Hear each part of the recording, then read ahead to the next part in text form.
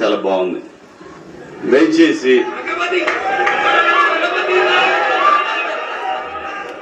ఇంకో విషయం చెబుతున్నా, అమ్మాయిలు హీరోయిన్లు ఏ బట్టలు పెడితే వేసుకొని పోతే మనమే దరిద్రం అనిపించాల్సి వస్తమ్మా. ఏమనుకోవద్దు, హీరోయిన్లు అందరూ మీరు అనుకున్నా నాకు పోయేది లేదు, లాగి పీకుతాం మనం, అది వేరే విషయం. కానీ మీ అందం చీరలోనూ మీ అందం నిండుగా కప్పుకునే బట్టల్లోనే ఉంటుంది తప్పితే సామాను కనపడే దాంట్లో ఏముండదమ్మా.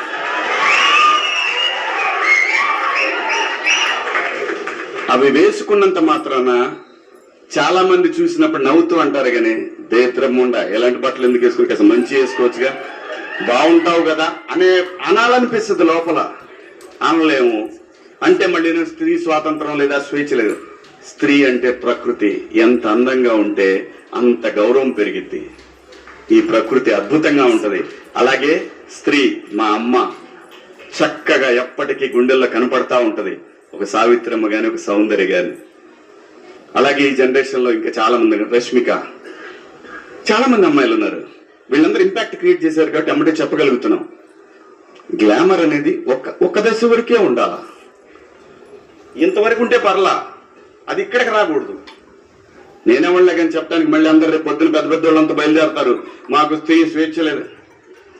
స్వేచ్ఛ అనేది అదృష్టం. ఆ స్వేచ్ఛని కోల్పోవద్దు. మన గౌరవం ఎప్పుడు పెరుగుద్దంటే మన వేష భాషల నుంచే మన గౌరవం పెరిగిద్ది. అందులో ప్రపంచ వేదికల మీదైనా సరే చీర కట్టుకున్న వాళ్ళకే విశ్వసుందర కిరీటాలు వచ్చినాయి. Thank you so much.